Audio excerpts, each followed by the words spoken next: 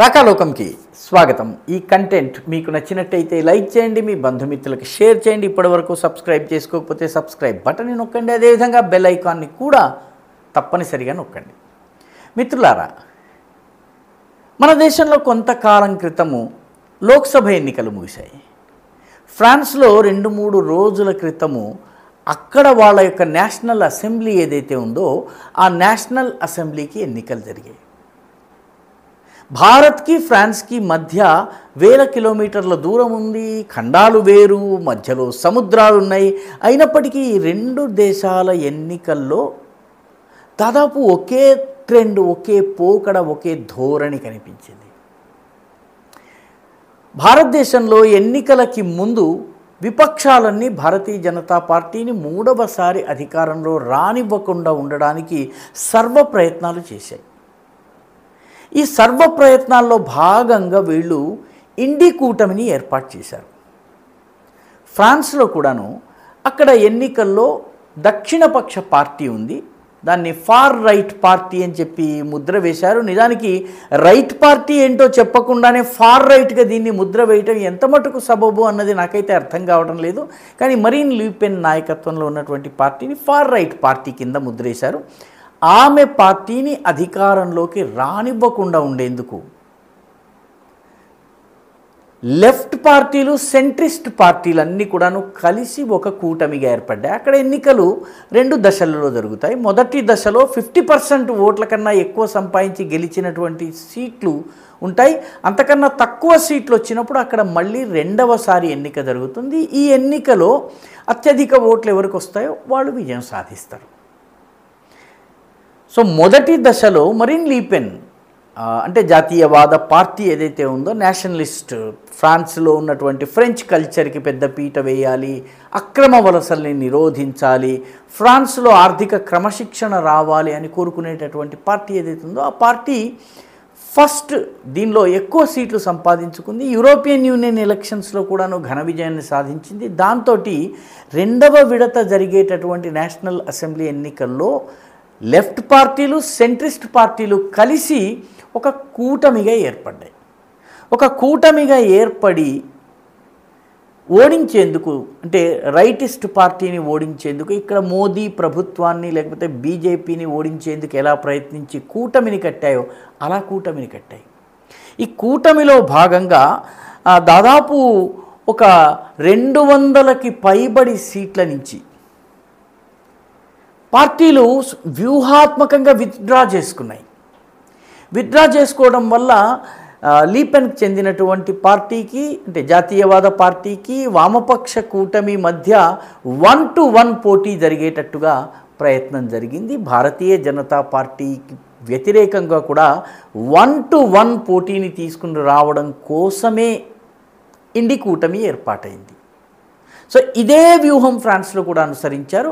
ఆ తర్వాత ఇష్యూస్ ఆర్థికంగా అనేక రకాల రాయితీలు ఇవ్వడము, ఫ్రీబీస్ ఇవ్వడము, వీటికి సంబంధించిన రకరకాల ప్రకటనలు వామపక్ష, సెంట్రిస్ట్ పార్టీలు, ప్రస్తుతం ఉన్నటువంటి దేశాధ్యక్షుడి పార్టీ సెంట్రిస్ట్ పార్టీ అవుతుంది, మధ్యవాదంగా ఉండేటటువంటి పార్టీ, వీళ్ళు అనేక రకాల ఫ్రీబీస్, ఉచితాలను ప్రకటించారు. మరీన్ లూపెన్ కన్జర్వేటివ్ భావాలు కలిగినటువంటి ఆమె ఉచితాలను నమ్మదు కాబట్టి ఉచితాలను ఇవ్వలేదు. మన దేశంలో కూడాను జరిగినటువంటి ఎన్నికల్లో భారతీయ జనతా పార్టీ ఉచితాలకు వ్యతిరేకంగా నిలబడింది. కాంగ్రెస్ పార్టీ, మిత్రపక్షాలు ఇవన్నీ కూడాను అనేక ఉచితాలను ఇచ్చాయి. కర్ణాటకలో కావచ్చు, తెలంగాణలో కావచ్చు, అంతకుముందు జరిగినటువంటి ఎన్నికల్లో కావచ్చు. ఆ తర్వాత లోక్సభ ఎన్నికల సమయంలో కూడాను కటాకట్ స్కీములు అనేకాన్ని ప్రకటించారు. మీకు నెలకి 8,500 రూపాయలు మీ అకౌంట్లో వచ్చి చేరతాయని చెప్పేసి వాగ్దానం చేశారు. మొత్తం మీద ఫ్రాన్స్లో జరిగినట్టే మన దేశంలో కూడా జరిగింది. దీనివల్ల అక్కడి ఫలితాలలో మొదటి విడతలో ఉన్నటువంటి ఆధిక్యాన్ని రెండవ విడతకు వచ్చేటప్పటికి జాతీయవాద పార్టీ అయినటువంటి ఆర్థిక క్రమశిక్షణ, అదేవిధంగా ఆర్థిక క్రమశిక్షణను సమర్థించి వలసలను వ్యతిరేకించేటటువంటి మరీన్ లూపెన్ పార్టీ దెబ్బతింది. ఇప్పటికి కూడాను అన్నిటికన్నా పెద్ద పార్టీ ఆమె.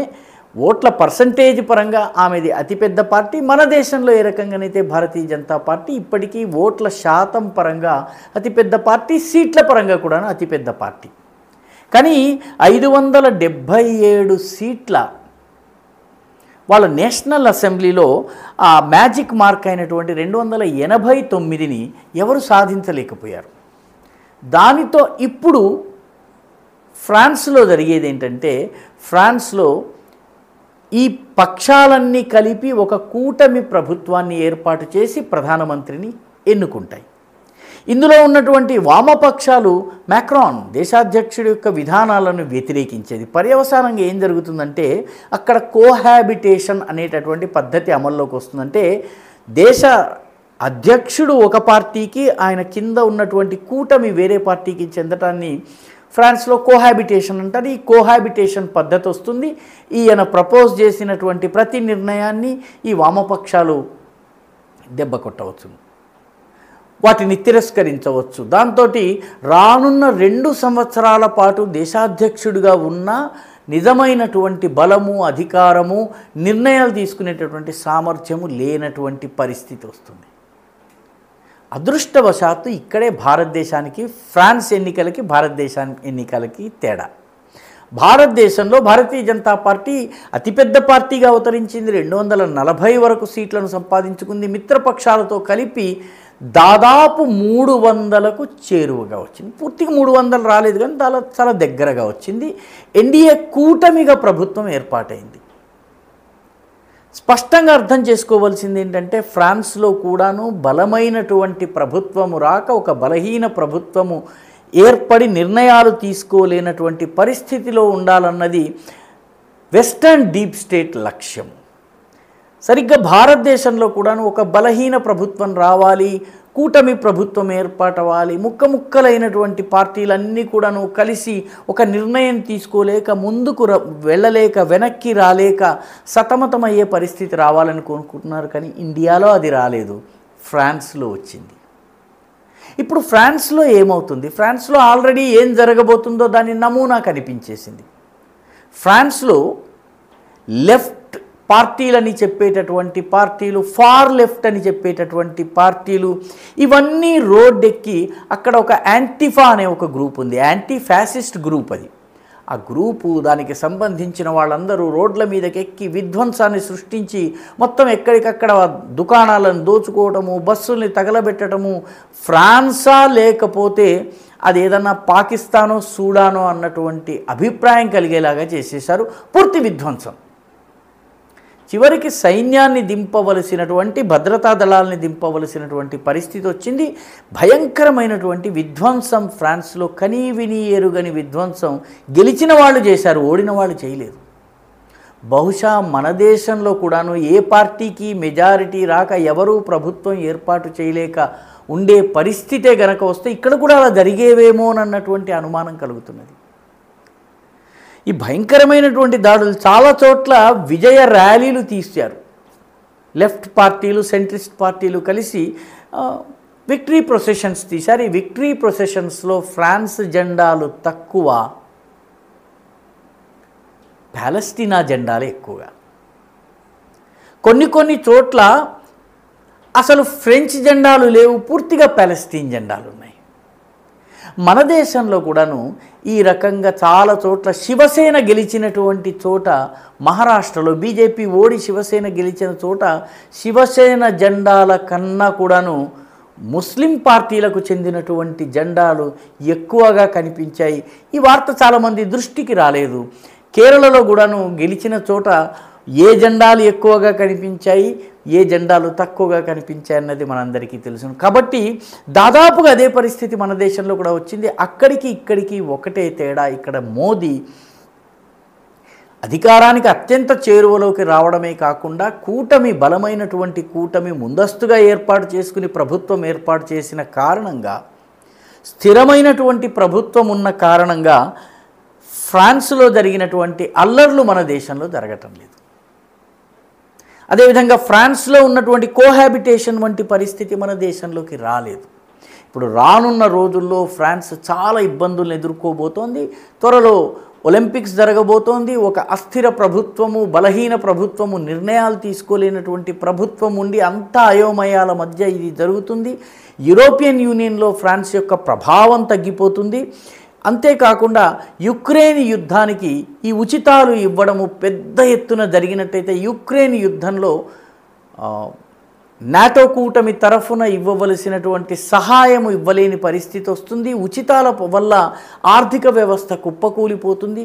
పూర్తిగా ఫ్రాన్స్ నేడున్నటువంటి 4వ అతిపెద్ద ఎకానమీ నుంచి దిగిపోయేటటువంటి పరిస్థితి ఉంది.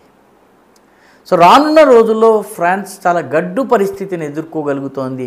భారతదేశంలోని ఓటర్ల విజ్ఞతనండి, ఇక్కడ ఉన్నటువంటి నాయకత్వము యొక్క పటిష్టతనండి, లేకపోతే వాళ్ళకు ఉన్నటువంటి జనాదరణనండి, ఏది ఏమైనప్పటికీ ఇక్కడ ఒక స్థిరమైనటువంటి ప్రభుత్వం ఏర్పాటైంది. పర్యవసానంగా ఈరోజు ఫ్రాన్స్లో జరుగుతున్నవన్నీ మన దేశంలో జరిగి ఉండేవి. భారతీయ జనతా పార్టీకి, ఎన్డీఏ కూటమికి ఆ సీట్ల కన్నా తక్కువ వచ్చినట్టయితే ఇప్పటికే దాని యొక్క ట్రైలర్స్ మనము వెస్ట్ బెంగాల్లో చూస్తున్నాము. గెలిచిన పార్టీ ఏ రకంగా వ్యవహరిస్తుంది, ఎటువంటి హింసాకాండకు పాల్పడుతుంది అనేది వెస్ట్ బెంగాల్లో మనకి కనిపిస్తోంది. అది బహుశా దేశమంతా కూడా జరిగి ఉండేదేమో. ఈ దేశం కూడాను ఒక బలహీన ప్రభుత్వంతో ఎటువంటి నిర్ణయాలు తీసుకోలేక స్వతంత్ర విధానాల్ని అవలంబించలేకుండా ఉండేటటువంటి పరిస్థితి బహుశా వచ్చి ఉండేదేమో. ఈ ఒక్క తేడా మాత్రమే ఫ్రెంచ్ ఎన్నికలను భారతదేశపు ఎన్నికల్ని వేరువేరుగా చేసి చూపించగలుగుతున్నాయి. ఇదే గనక జరిగి ఉండకపోతే భారతదేశం కూడా ఫ్రాన్స్ గతే పట్టుండేది. ఈ వీడియో మీకు నచ్చినట్టయితే లైక్ చేయండి, షేర్ చేయండి, ఈ ఛానల్కు సబ్స్క్రైబ్ చేయండి. మీ అభిప్రాయాన్ని కమెంట్ల రూపంలో తప్పనిసరిగా పంపించండి.